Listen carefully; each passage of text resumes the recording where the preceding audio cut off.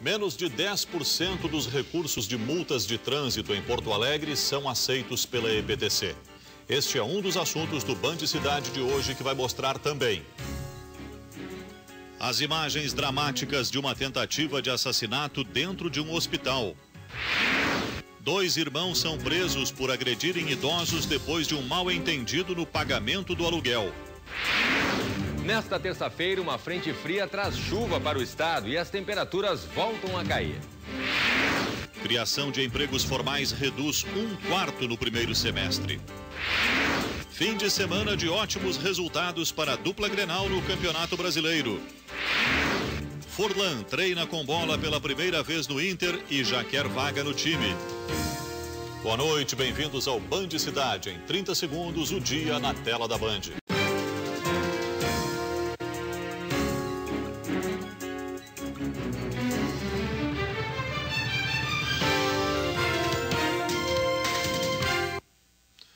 Não é fácil conseguir reverter uma multa de trânsito em Porto Alegre. Um levantamento divulgado hoje pelo jornal Metro do Grupo Bandeirantes aponta que só 9% das defesas prévias foram em junho deste ano.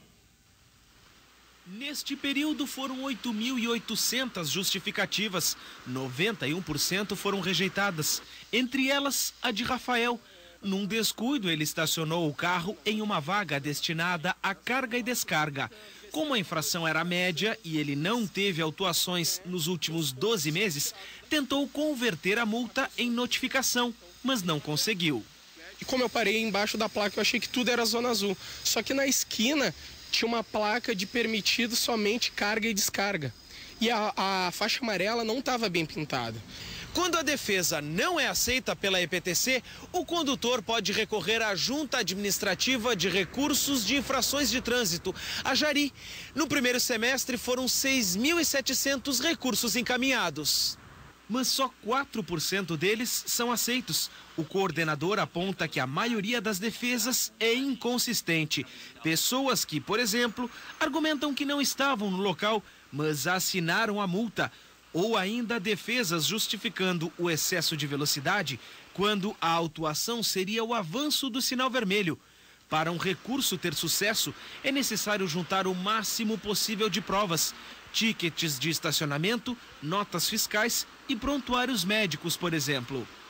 Com a data e horário do ingresso no hospital, a gente consegue identificar aí uma situação de emergência. Situações de furto também, às vezes ocorre, situações de furto, boletim de ocorrência policial demonstrando que foi uma situação atípica que acabou o cidadão está sendo penalizado por algo que não fez.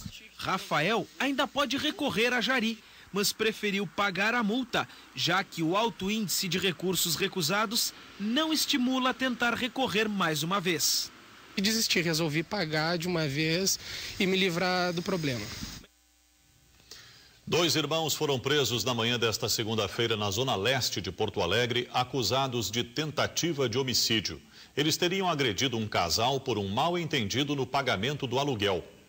Estas são as marcas que ficaram no casal de 62 e 58 anos após a agressão. Há 6 anos, os dois alugam um apartamento no mesmo terreno onde mora a família dos acusados. O imóvel seria da avó dos rapazes, de 24 e 26 anos. Em janeiro deste ano, os irmãos teriam passado a cobrar o aluguel de R$400, mas o casal continuou a efetuar o pagamento diretamente à dona do local. Fizeram uma declaração para mim pagar o aluguel para ele, que ela estava na praia, que ela estava bem, estava feliz. Mentira. Tá?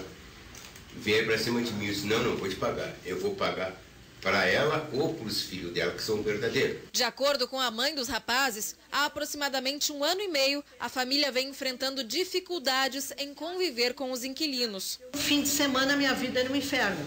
Minhas filhas não podiam sair para a rua e ele dizendo gracinha também para minhas filhas. Então nós estávamos vivendo trancado. Há 1 mês, a família registrou ocorrência contra as atitudes dos idosos.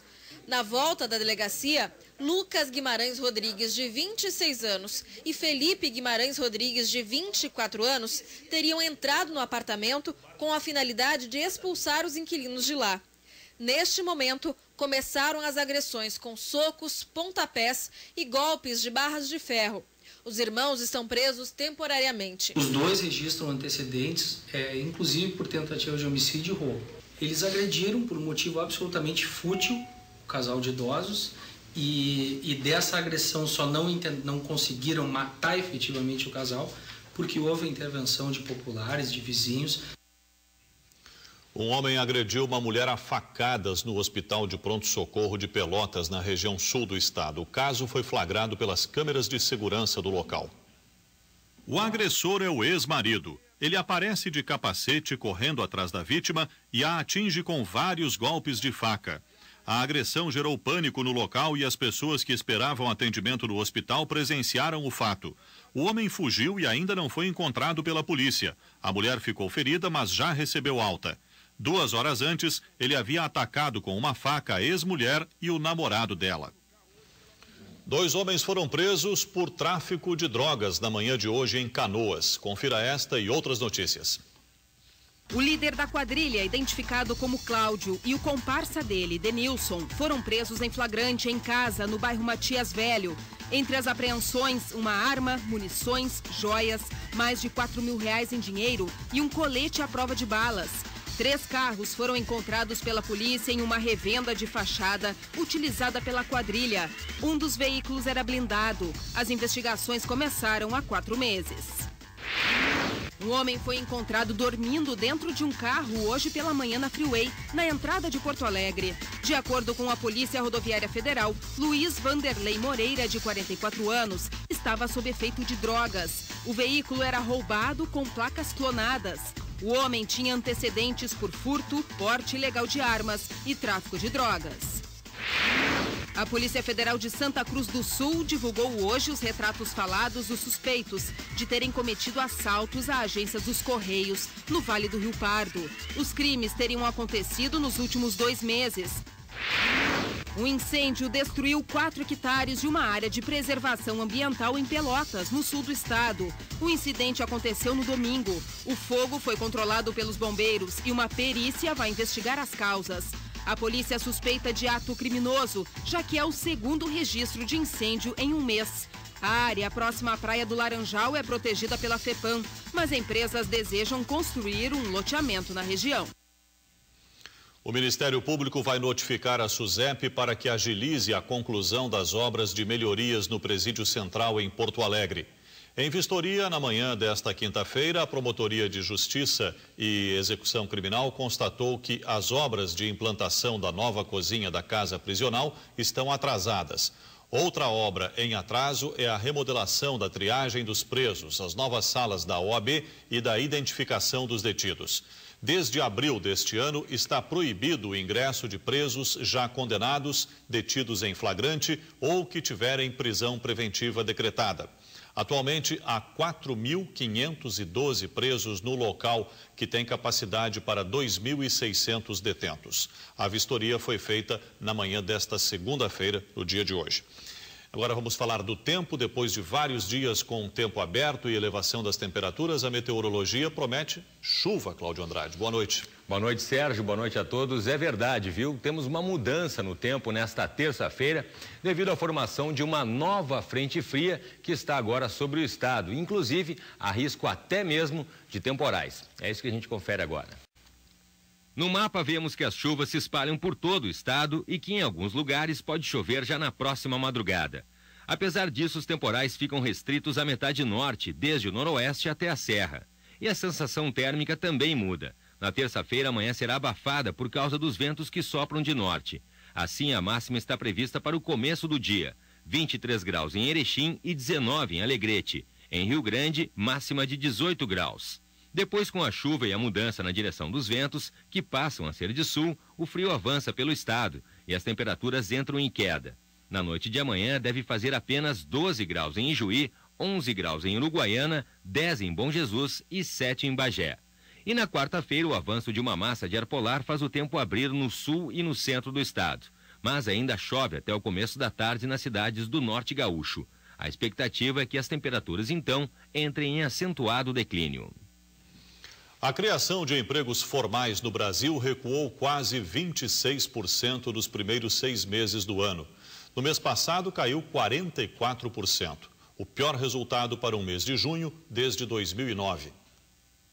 Júlia sentiu na pele a queda na criação de vagas nos últimos tempos. Ela procura emprego de vendedora há 7 meses. Está bem concorrido para gente que não tem tanta experiência ou não tem um número de cursos assim apropriados, está bem difícil. E os números confirmam que ficou mais difícil conseguir trabalho. No mês passado, o Brasil criou 120 mil vagas com carteira assinada. Foi o pior desempenho no mês de junho desde 2009.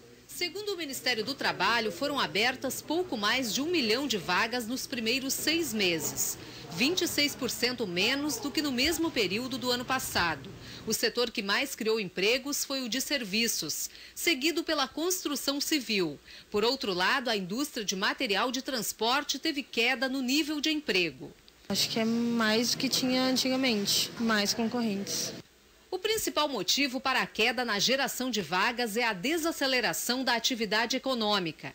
Especialistas não veem motivo para alarde, já que a taxa de desemprego continua baixa, menos de 6% em maio. Você já tem algumas medidas monetárias e fiscais de redução de impostos e redução de juros que podem gerar algum efeito no segundo semestre do ano, fazendo a economia reaquecer e diminuindo essa queda, tá certo, que a gente observa na geração de empregos. Afonso Reiter, este recuo de 26%, quase 26% na criação de empregos formais, chega a surpreender? Boa noite. Boa noite. Surpreender, não, mas preocupar sim, porque estávamos acostumados a ouvir falar em recordes de novos empregos e de repente surge este recuo. Mas ele não chega a surpreender, porque acompanha a estagnação da economia brasileira nesse primeiro semestre, consequência da crise internacional agravada por uma estiagem que afetou principalmente a economia gaúcha. E a criação, ou a menor geração de empregos formais significa desemprego ou desemprego ali na frente? Não. As estatísticas oficiais que nós temos, que conhecemos até maio deste ano, portanto há quase 2 meses atrás, não indicam ter havido aumento de desemprego. Pelo contrário, ele caiu para 5,8% dos trabalhadores, ligeira queda de 0,2% sobre abril. É até o menor índice para o mês de maio dos últimos 10 anos. Já para o restante do ano fica uma dúvida. Mas, hoje mesmo, o presidente do Banco Central, Alexandre Tombini, afirmou existirem já sinais indicando a retomada da economia nesse segundo semestre. Obrigado, Afonso. Boa noite. O ministro do Desenvolvimento Agrário, Pepe Vargas, esteve hoje em Porto Alegre no seminário Desafios para o Desenvolvimento Rural no Rio Grande do Sul. Durante o evento, falou sobre as ações para a melhoria da qualidade da energia no meio rural. Luz para Todos praticamente universalizou o acesso à energia para ter luz dentro de casa, para ter o refrigerador, essas coisas do gênero, eletrodoméstico. Agora vem um novo desafio, porque sempre se resolve uma questão, uma nova se coloca. Agora o grande desafio é levar a rede trifásica, ou seja, uma energia de maior potência para permitir a agroindustrialização, os programas de irrigação. Mas é importante registrar que tivemos um enorme e um extraordinário avanço nos últimos anos com o Luz para Todos. E veja a seguir, depois de mais uma vitória no Brasileirão, o primeiro treino de Forlan, a equipe principal do Inter. E também, quem são os gaúchos que vão brigar por medalhas nas Olimpíadas de Londres.